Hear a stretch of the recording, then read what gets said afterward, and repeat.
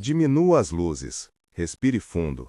Imagine, por um instante, que a vida é um tapete tecido com fios de memória, cores que formam rostos, cheiros que bordam trilhas de infância, músicas que dão contorno aos dias. Há momentos em que esse tecido parece intacto, outros em que, de maneira quase imperceptível, um fio se solta.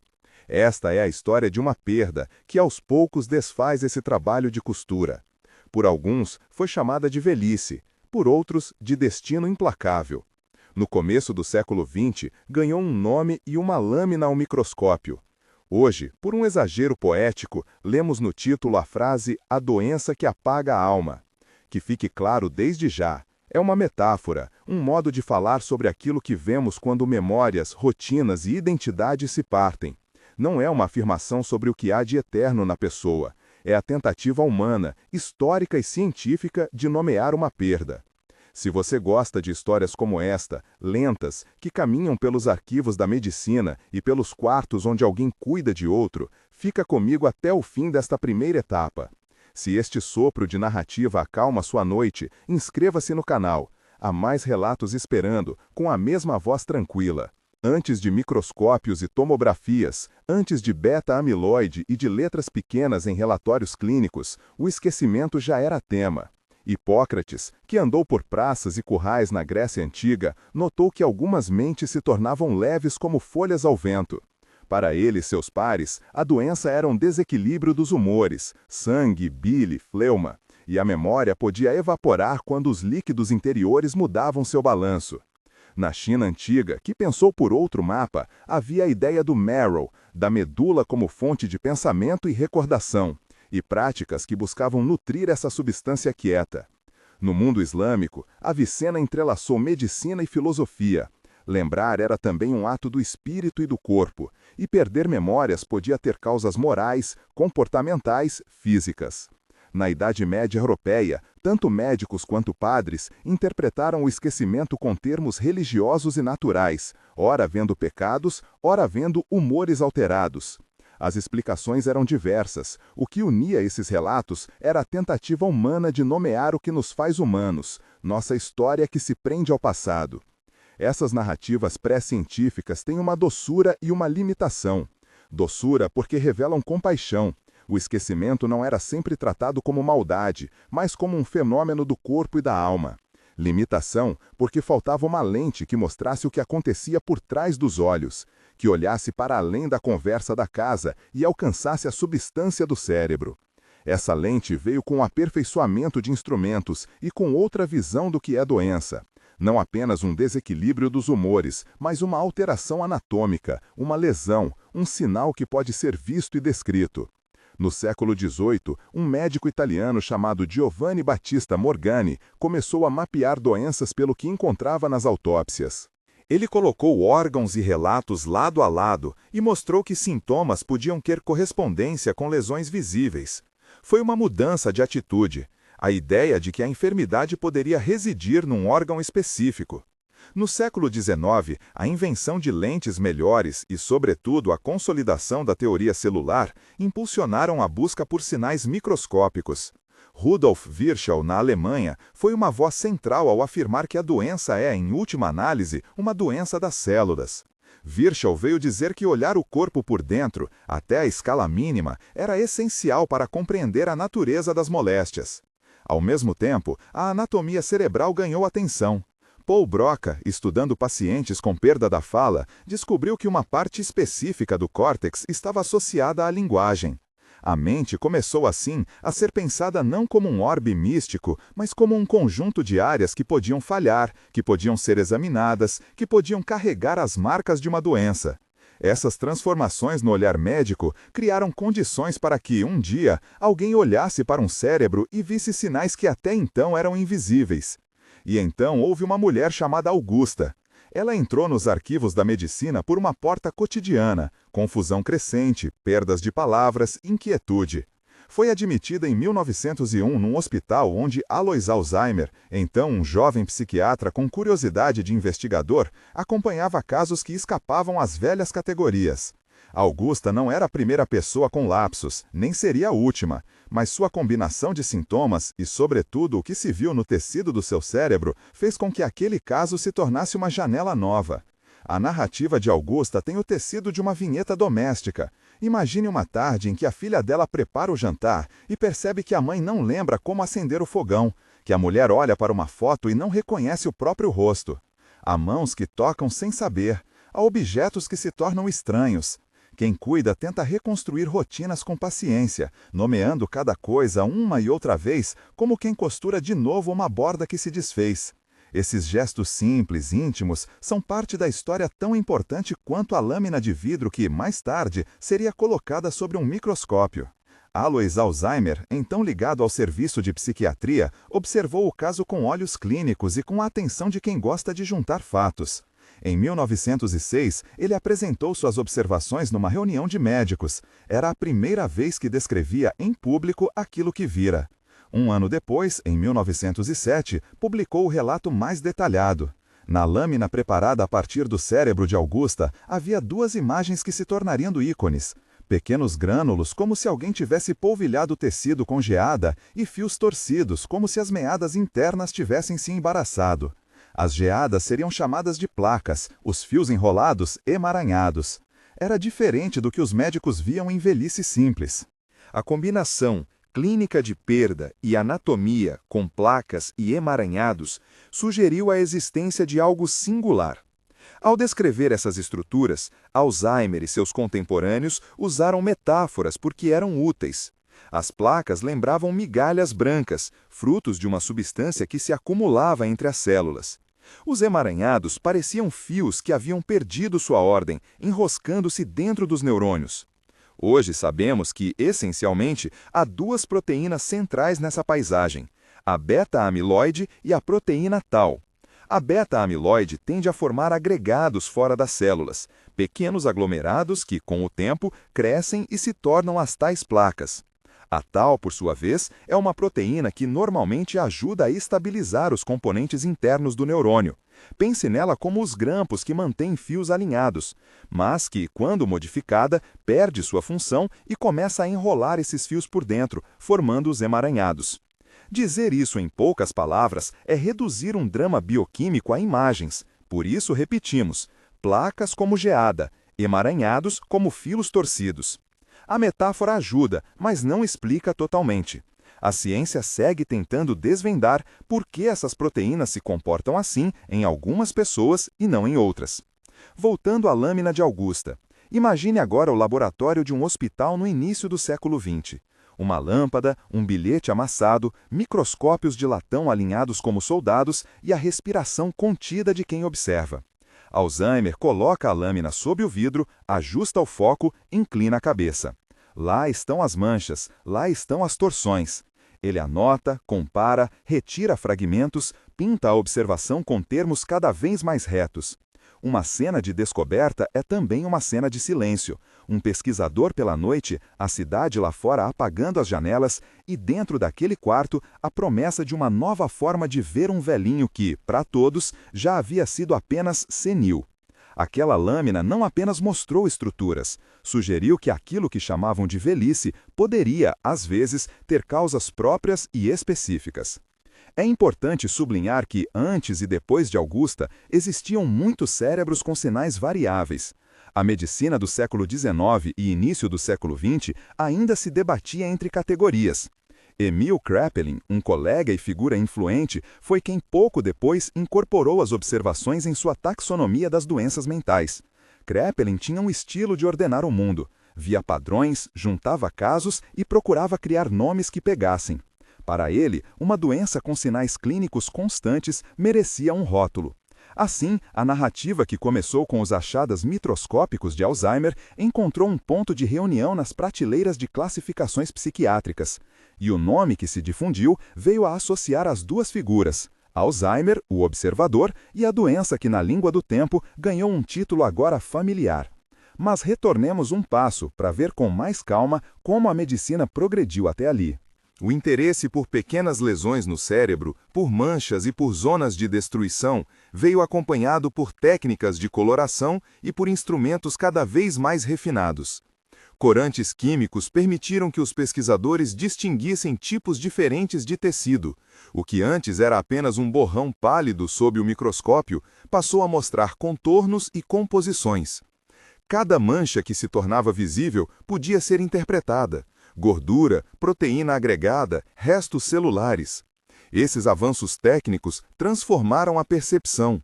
Onde antes havia dor e confusão, agora havia indícios palpáveis. A possibilidade de mapear o que estava errado abriu espaço para hipóteses causais, que, não raro, se cruzavam com explicações sociais, econômicas e até morais sobre envelhecimento e cuidado. Uma pequena reflexão. O ato de nomear envolve poder. Quando a medicina passa de senilidade para um rótulo específico, muda a maneira como a sociedade responde.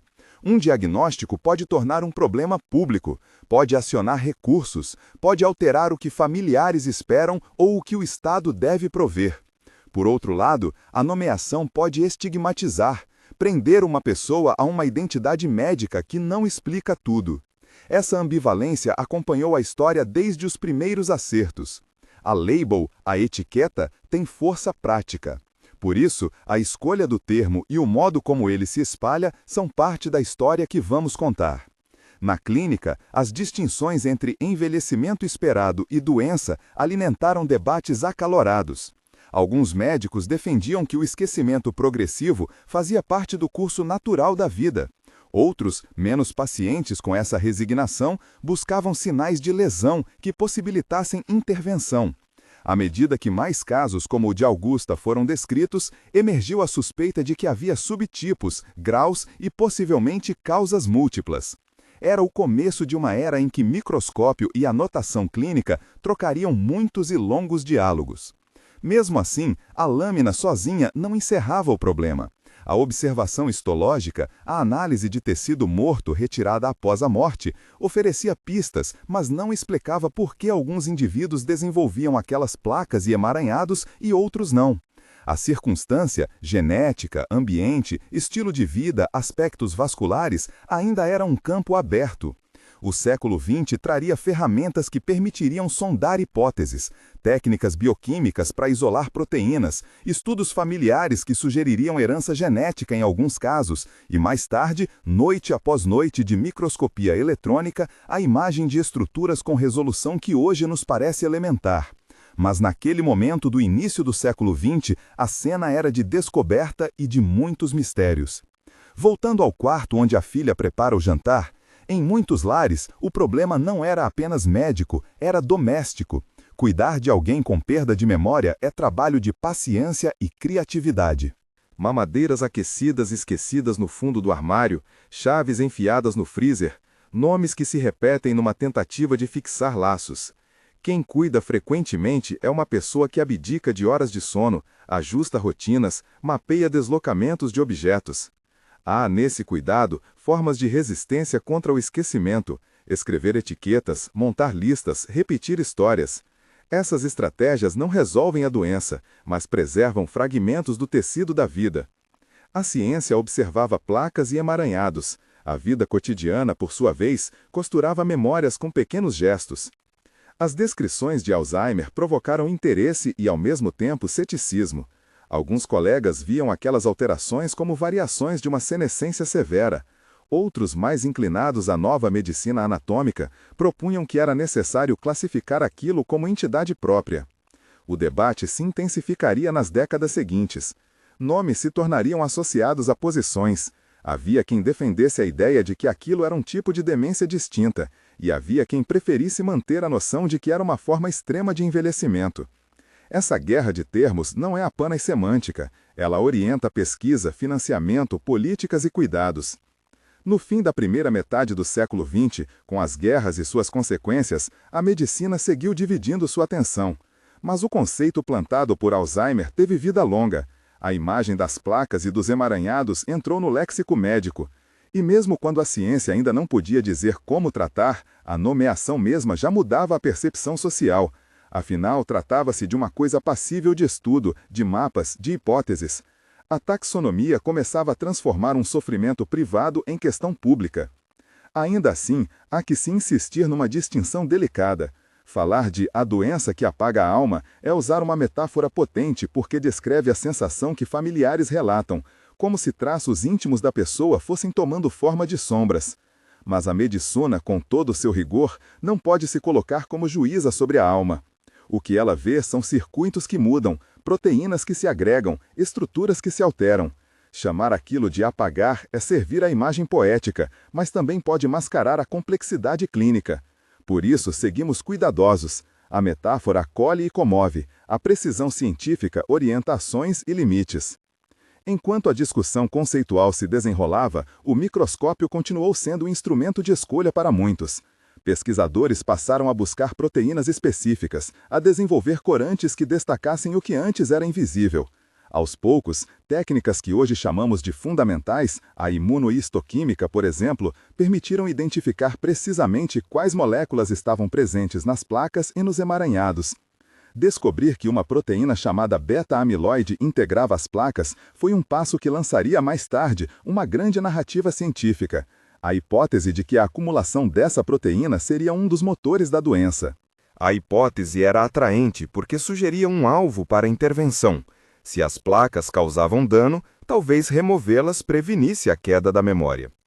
Por ora, porém, no começo do século XX, a ciência ainda caminhava a passos iniciais nessa direção. A cena científica era de quem acumula provas, anota padrões, retira amostras. Há uma imagem que nos ajuda a sentir o ritmo desses anos. Um laboratório com jarras de reagentes, um pesquisador ligeiramente curvado sobre microtubos de vidro, uma luz quente que ilumina a lâmina. A cidade além, com suas rotas, alheia ao pequeno gesto que, naquela noite, tornaria visível uma estrutura que mudaria o percurso da neurociência.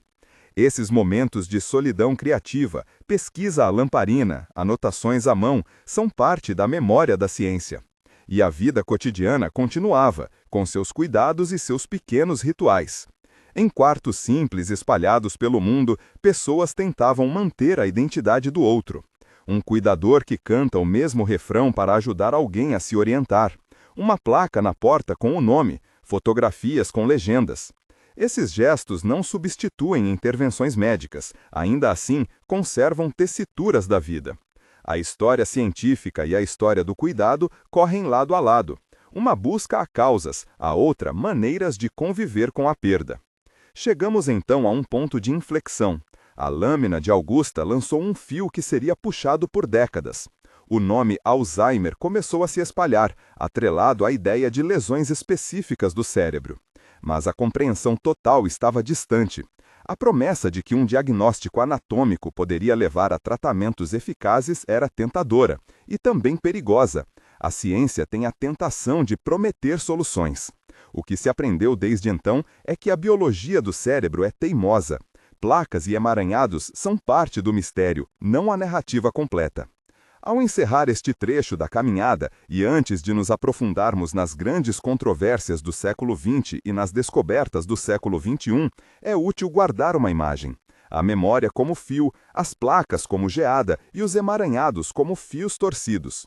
Guardar também a cena das mãos que cuidam, do laboratório à noite e da lâmina que fez com que uma perda sem nome começasse a encontrar um rótulo. As próximas décadas trariam debates sobre se aquilo era doença ou senescência exagerada. Trariam avanços em bioquímica e genética. Trariam também dilemas éticos e políticas públicas que precisariam responder ao crescimento de um problema social. Mas, por ora, mantenhamos silêncio e respiremos. Há ainda muito chão historicamente novo por percorrer, desde os corredores das universidades até as salas onde familiares, em segredo, ensinam outro a lembrar o caminho de casa. O século XX continuou a desenrolar suas perguntas, e com ele vieram vozes que discutiam o que significava nomear uma condição. Era mais justo chamar aquilo de uma enfermidade distinta ou apenas de um aspecto extremo do envelhecer? Emil Kraepelin, que organizara muito do vocabulário da psiquiatria, incluiu aquilo que agora lembramos do caso de Augusta em suas classificações, e assim o rótulo começou a tomar forma. Ao mesmo tempo, outro nome surgiu nas sombras da história científica: Oskar Fischer, um neuropatologista tcheco que, quase em paralelo, descreveu placas em cérebros de pessoas idosas. A questão não era apenas quem havia visto primeiro, mas o que essa visão significava. Era uma curiosidade de gabinete, uma curiosidade que se transformaria em urgência pública, quando Robert Katzmann, em 1976, escreveu com voz cortante que aquilo não devia mais ser relegado ao leito íntimo das famílias. Era, ele disse, um problema de saúde pública do tamanho de uma epidemia silenciosa. Katzmann mudou a escala da conversa, do indivíduo para a cidade, da casa para as políticas. No laboratório, entretanto, a conversa seguia por outras trilhas, mais microscópicas e, ao mesmo tempo, mais cruéis em sua simplicidade. Nos anos 1980, pesquisadores como George Glenner e C.W. Vong conseguiram isolar e descrever uma pequena proteína que aparecia nas placas, aquilo que hoje chamamos beta-amiloide. Era uma descoberta que parecia, de pronto, promissora, um pedaço identificável capaz de explicar a geada vista nas lâminas. Em 1991, o bioquímico John Hardy e seus colegas formalizaram a hipótese que viria a dominar grande parte do debate nas décadas seguintes, a hipótese da cascata amiloide. Em poucas palavras, eles propuseram que a acumulação de beta-amiloide seria um evento inicial que, por uma série de reações, conduziria à perda neuronal, aos emaranhados e, por fim, aos sintomas clínicos. A hipótese era elegante, oferecia um alvo para remédios, para vacinas, para ideias de cura. Mas a biologia raramente se deixa resumir com elegância sem surpresas. Outra proteína, a tau, ganhou protagonismo paralelo. Pesquisadores, entre eles Heiko Brack e colegas, observaram que os emaranhados de tau tinham uma distribuição que parecia seguir um mata, começavam em regiões internas do cérebro e, ao longo do tempo, espalhavam-se. Esse mapeamento deu origem ao chamado estadiamento de Brack, um modo de ler o progresso material da doença nas estruturas cerebrais. Beta-amiloide e tau começaram então a ocupar os livros e os encontros científicos, uma no espaço extracelular, a outra enrolada dentro dos neurônios. Juntas compunham um quadro que a neurociência tentava decifrar, cada uma pista, nenhuma delas uma narrativa completa. Paralelamente, a genética foi puxando fios esclarecedores. Estudos de famílias com formas precoces e dominantes da doença apontaram para mutações em genes específicos que pareciam quase como erros no roteiro molecular. Alterações no gene da proteína precursora do amiloide, APP, e mais tarde em genes chamados presenilinas 1 e 2, PSEN1 e PSEN2, passaram a explicar casos raros onde a doença surgia cedo, muitas vezes antes dos 50 anos. Para esses grupos, a ligação era forte e a relação entre mutação e doença mais direta. Mas havia, no mesmo tempo, uma descoberta que lançou uma camada de complexidade à interpretação.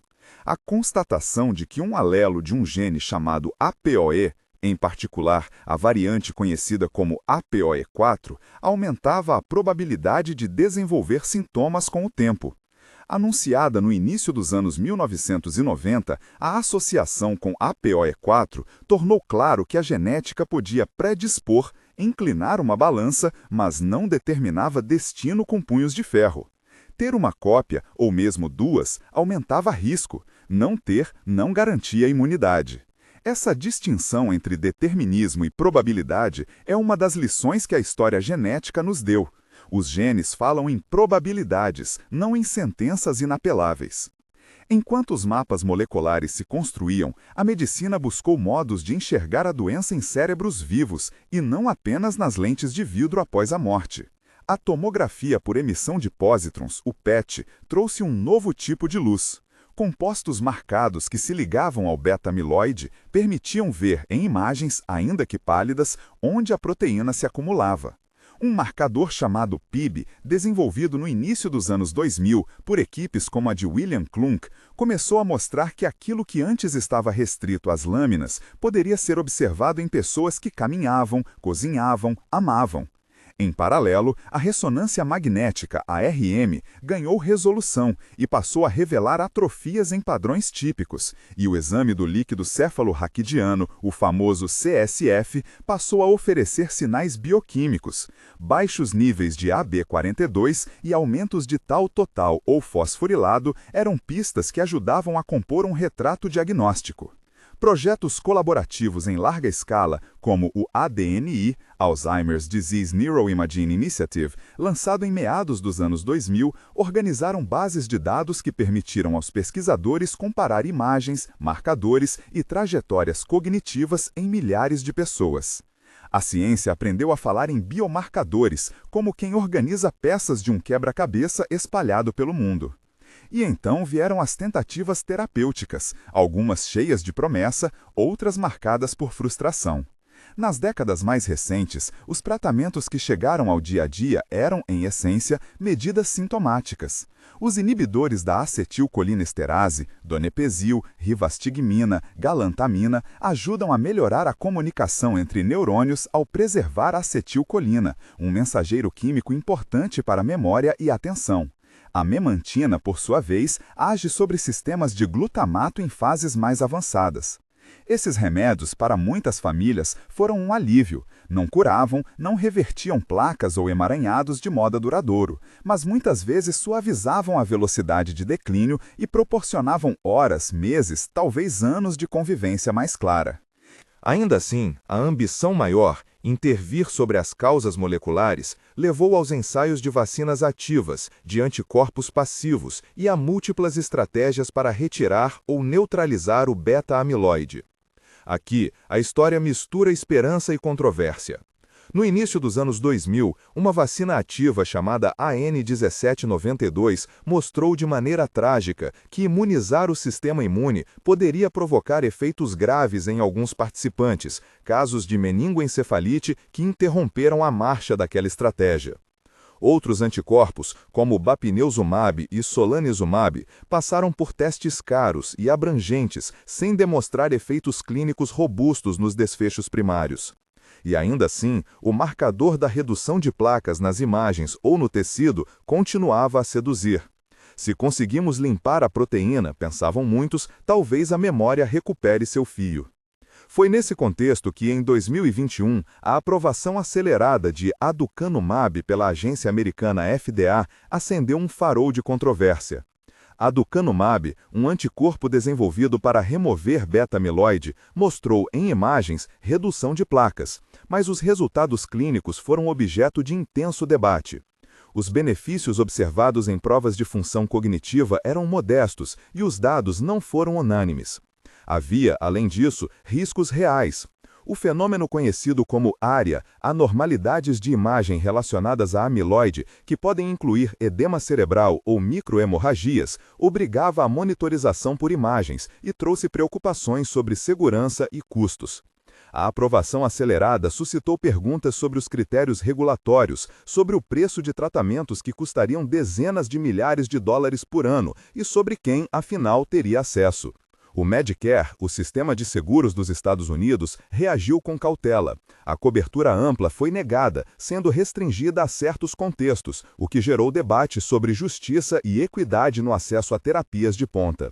Em muitos países, o caso acendeu alertas sobre o que significa colocar no mercado um medicamento cuja promessa é, ao mesmo tempo, científica e incerta. Desde então, porém, novas portas se abriram. Em 2023, outro anticorpo, lecanemab, comercialmente conhecido como Leqembi, apresentou em ensaios de fase 3 uma capacidade de reduzir amiloide cerebral e também um efeito significativo, ainda que modesto, na velocidade de declínio cognitivo. Donanemab, outro anticorpo em desenvolvimento, mostrou resultados semelhantes em grupos selecionados, e a literatura começou a se acostumar com uma narrativa mais matizada. Sim, há hoje medicamentos capazes de reduzir amiloide detectável. Sim, isso pode atrasar um pouco a progressão clínica em estágios iniciais. Não, não é uma cura milagrosa que recoloca a vida inteira no lugar de onde se partiu.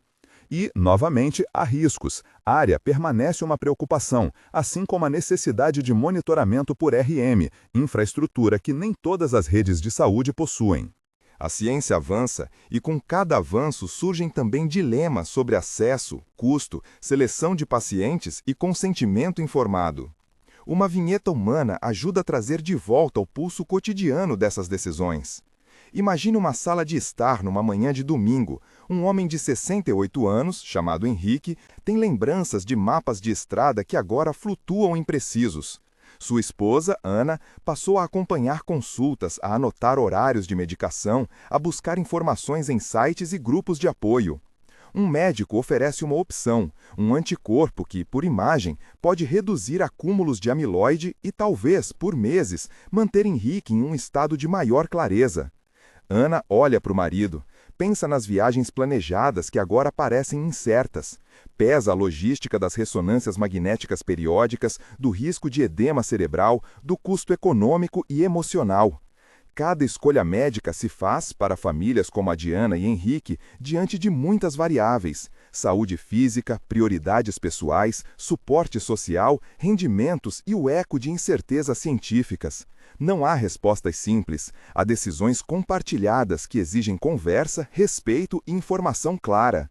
Esse cotidiano é tão parte da história quanto os artigos publicados em revistas científicas. Outra cena, igualmente reveladora, ocorre em uma pequena cidade que decidiu experimentar um modelo diferente de cuidado, o que hoje muitos conhecem como Dementia Village.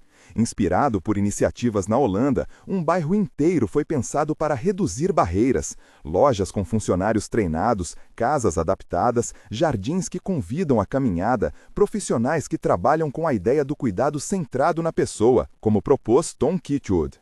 Nesses espaços, o objetivo é redesenhar o mundo ao redor de quem vive com perda de memória, construindo rotinas que respeitem preferências, preservem autonomia na medida do possível e valorizem lembranças, mesmo quando os nomes evaporam. É uma resposta social à pergunta: se não pudermos apagar a doença, como podemos, ao menos, manter a dignidade e o sentido de vida? Esses arranjos não são panaceias, custam dinheiro, exigem mão de obra especializada e compromisso coletivo, mas mostram que as políticas e o desenho urbano podem, literalmente, manter fios de memória mais firmes. A economia do cuidado é por si só uma grande narrativa. Estatísticas globais apontam custos diretos e indiretos que se somam em trilhões de dólares por ano. Custos de saúde, cuidados residenciais, perda de produtividade entre cuidadores, impacto emocional e físico. Em muitos países, o cuidado recai desproporcionalmente sobre mulheres, filhas, esposas, filhas-noras, que reduzirem jornadas de trabalho para assumir a labuta diária, de monitorar remédios, organizar consultas, lidar com crises de agitação à noite. As políticas públicas divergem. O Japão, diante de uma população envelhecida, implementou um sistema de seguro de cuidados de longa duração no início dos anos 2000. O Reino Unido avançou com planos nacionais de demência e com clínicas de memória que mapeiam trajetórias. Países nórdicos discutem modelos integrados que combinam saúde e assistência social. A diversidade de respostas revela algo essencial. A doença não é apenas um problema médico, é também uma questão de civismo, de como as sociedades escolhem dividir encargos, sustentar famílias, remunerar profissionais de cuidado e manter lares habitáveis. No campo da ética, surgem questões densas e íntimas.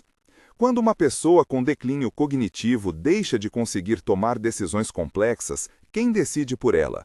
Diretivas antecipadas de vontade, documentos onde alguém registra preferências para tratamentos futuros enquanto ainda tem capacidade, tornam-se ferramentas valiosas, ainda que nem todos as redigam. Os testes genéticos adicionam uma camada difícil. Conhecer que se carrega uma mutação causadora da forma familiar precoce da doença permite planejar, mas também abre possibilidades de discriminação por seguradoras ou empregadores, situações que sistemas legais tentam, timidamente, proteger. Há debate sobre a privacidade desses dados, sobre consentimento para enrolamento em ensaios clínicos e sobre o respeito à autonomia residual da pessoa afetada. Hoje, legisladores e bioeticistas trabalham para criar estruturas que protejam direitos sem sufocar a pesquisa. É um equilíbrio delicado que reflete tanto o medo do abuso quanto a esperança de benefício. Na clínica e na pesquisa, a humildade científica tornou-se um tema recorrente. Nem todo acúmulo de placas significa demência clinicamente manifesta. Há cérebros que, surpreendentemente, abrigam muita patologia e ainda preservam a cognição, fenômeno que chamamos de resiliência ou reserva cognitiva.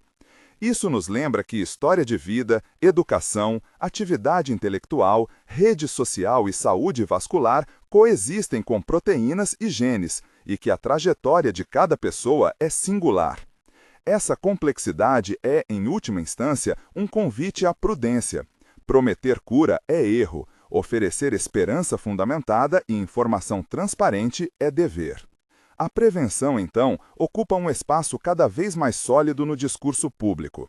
Estudos como o FINGER, uma grande pesquisa finlandesa de intervenção multidimensional, mostraram que combinar dieta equilibrada, atividade física regular, controle da pressão arterial, estimulação cognitiva e suporte social pode, em populações selecionadas, preservar o desempenho cognitivo ao longo de anos. Essas intervenções não são milagres, são estratégias que reduzem risco, que movem probabilidades a favor de manter o fio mais firme. Medidas simples no nível populacional, controlar hipertensão, tratar diabetes, reduzir tabagismo, promover atividade física e integração social, podem, por sua soma, ter impacto substancial em décadas.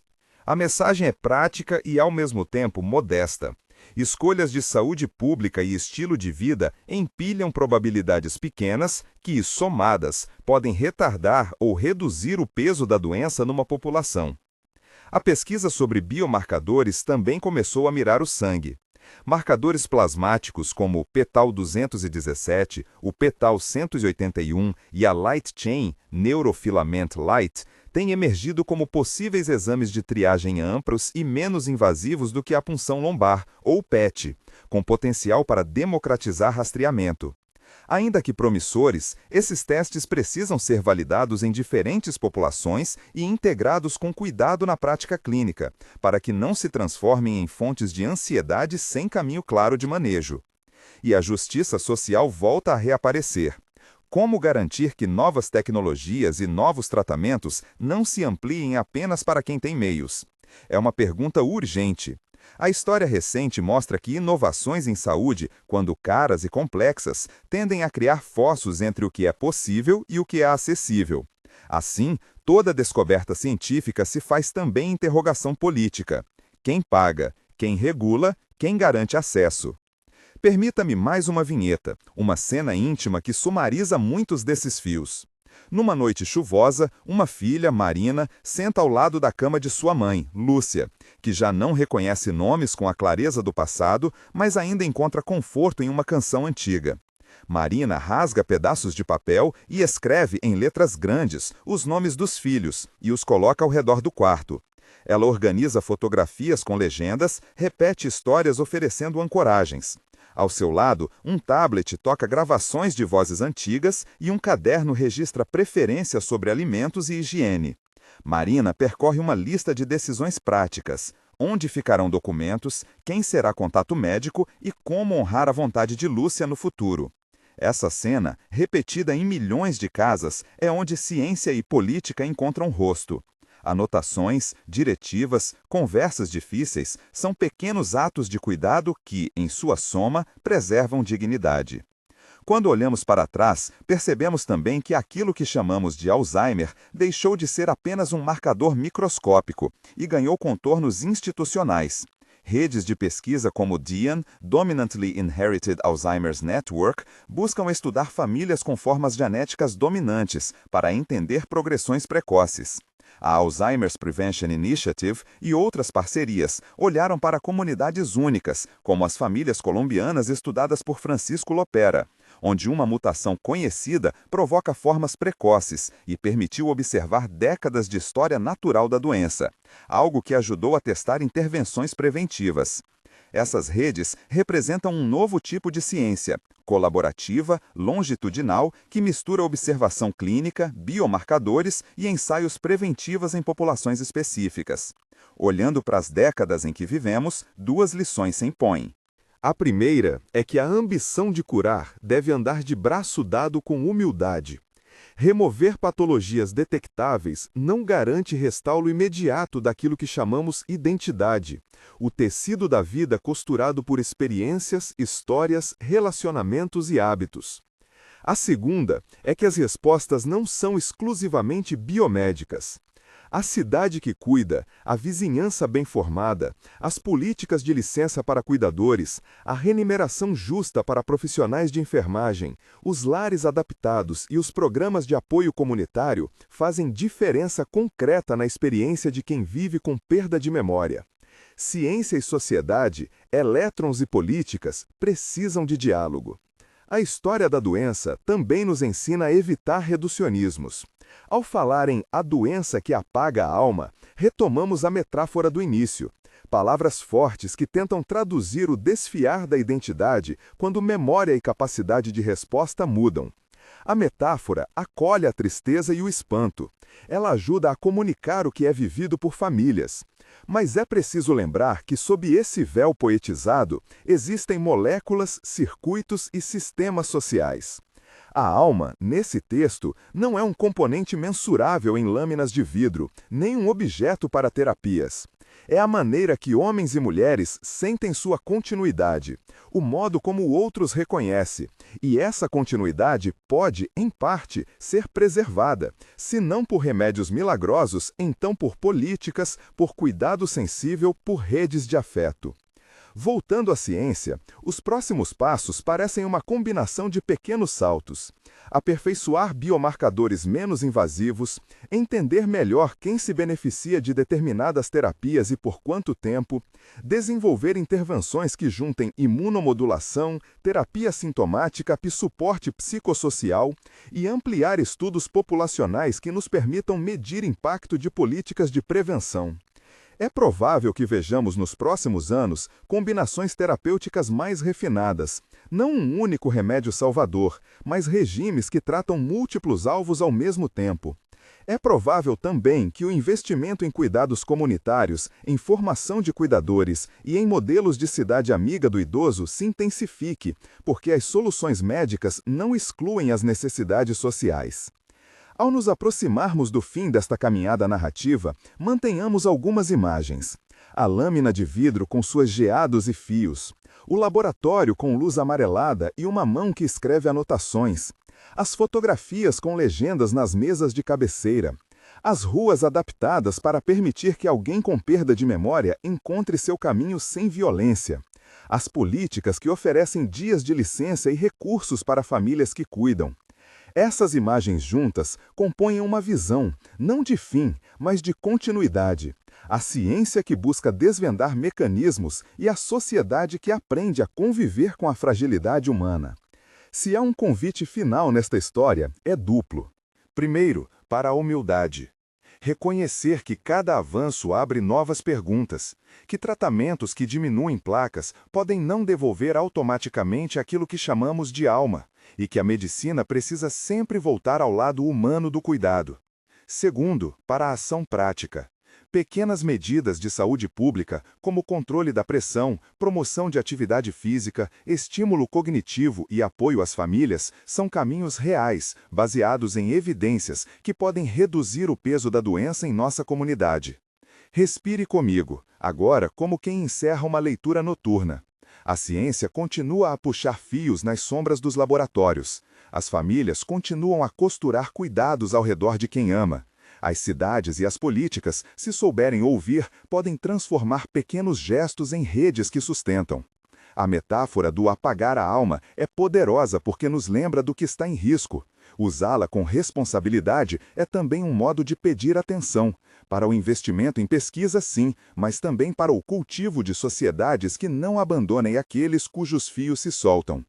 Se esta história tocou você, se traz calma ou se desperta inquietação, há recursos úteis descritos na descrição deste vídeo, organizações de apoio a cuidadores, leituras recomendadas sobre história da doença e links para associações que podem orientar em questões legais e de assistência.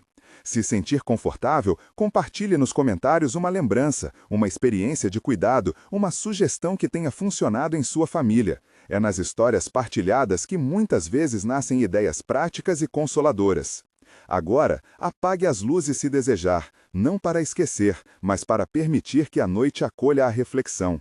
A história continua, em bibliotecas, em corredores de hospitais, em mesas de cozinha e em jardins onde alguém canta uma canção conhecida. E continuará enquanto houver pessoas dispostas a aprender, cuidar e lutar com humildade. Boa noite.